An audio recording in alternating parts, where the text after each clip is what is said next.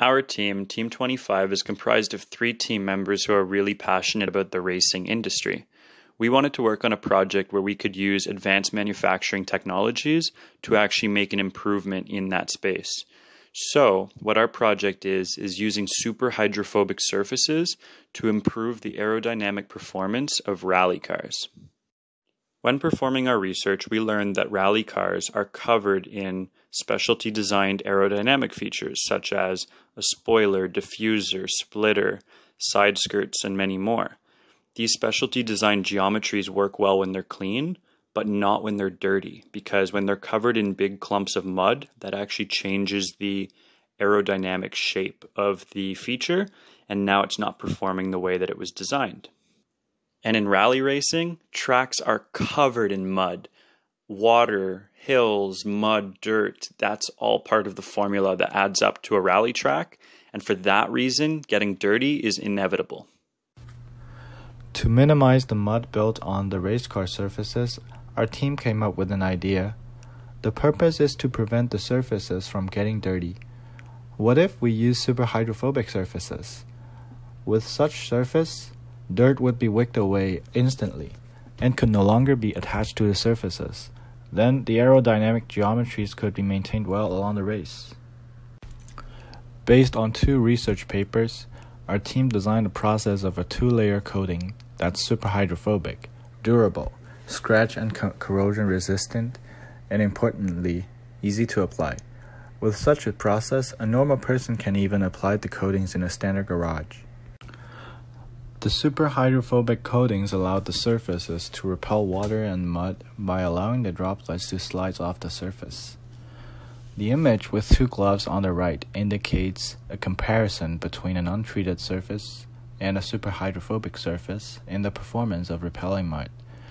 The reasoning behind is that the coatings provided nanoscale roughness to keep droplets with high contact angles. Normally, a superhydrophobic surface allows an over 150 degrees contact angle. The proposed coating process by our team uses a silica nanoparticles. These particles have an average size of 16 nanometers. The spray is modified with dichlorodimethylsilane for better primer adhesion. Before applying the nanoparticle spray, a layer of epoxy resin is sprayed onto the surface for better adhesion of nanoparticles and better durability. Let's go ahead in detail about how to prepare the car surface for the coating. As this is likely being applied to a large car in a race team garage, we have proposed a commercially available surface preparation technique. As usual, just like a normal washing process, we have to rinse the car body using a pressure water which rated at least 1200 psi. This helps in removing debris from the surface. Now, spray foam over the surface of the car and also take steps to apply foam manually to integrate shapes like contours, rims, and the spoilers. Wash off the foam with pressure water. The next step would be using a polisher to blend any scratches or grooves. This helps in generating a uniform surface for the coating. Now, we have to decontaminate the substrate surface by using commercially available products like CarPro Tricks and CarPro Ionix. CarPro Tricks is commonly used to remove any tar, adhesive or organic materials stuck on the surface, and CarPro Ionix is used to remove iron deposits and brake dust from the surface.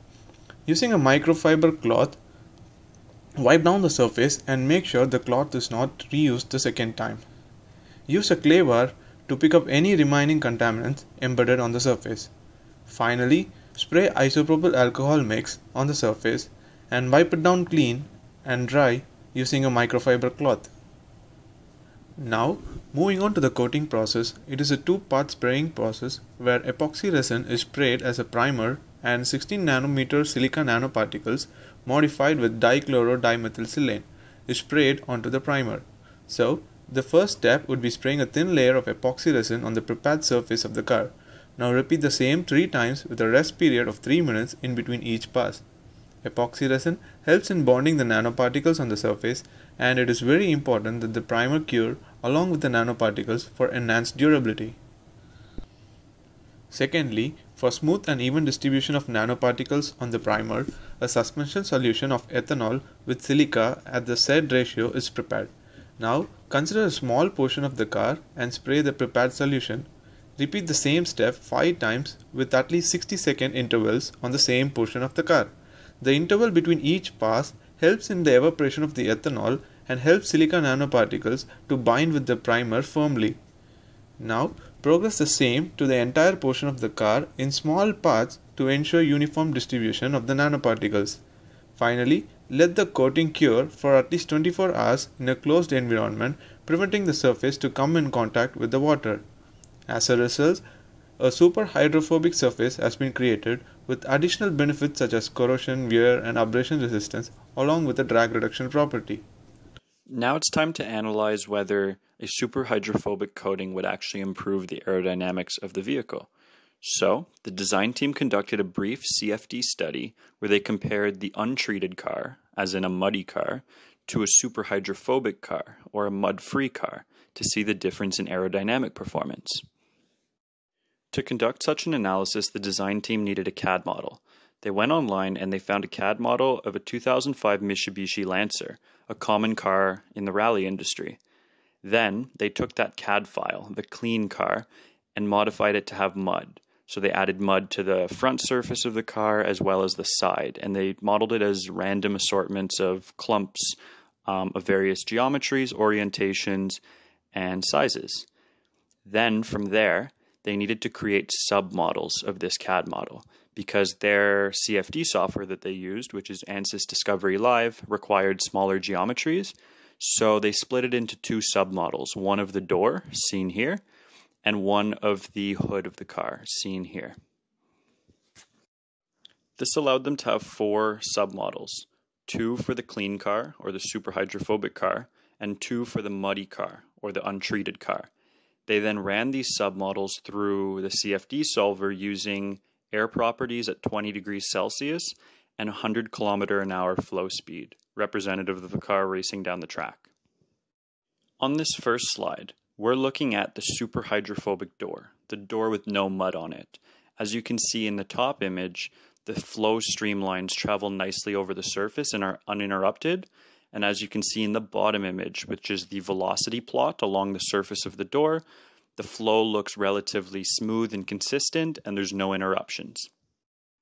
Now we're looking at the untreated door, or the muddy door. And in the first image, we can see that the flow streamlines are interrupted by the bumps on the door, the clumps of mud, as you can see with the orange peaks in the flow streamlines. And then in the bottom image, this is in stark contrast to the velocity plot from the previous slide, where it was a smooth velocity that did not change with the length of the door, whereas in this one you can see hot spots of yellow and of green where the velocity changes substantially downstream from the clumps of mud interfering. Now that we're done looking at the door, let's take a look at the hood.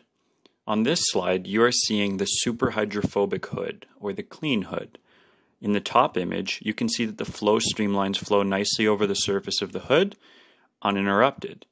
And in the bottom image, you can see that the flow velocity is relatively constant. There are some green lines that indicate velocity change, probably from vortices forming along the hood, but you'll see that that's actually quite different from the dirty hood in the next slide. Now we're looking at the untreated hood. This is the one with mud all over it. In the top image, you can see the flow streamlines, but the bottom image is the more telling one, the velocity plot.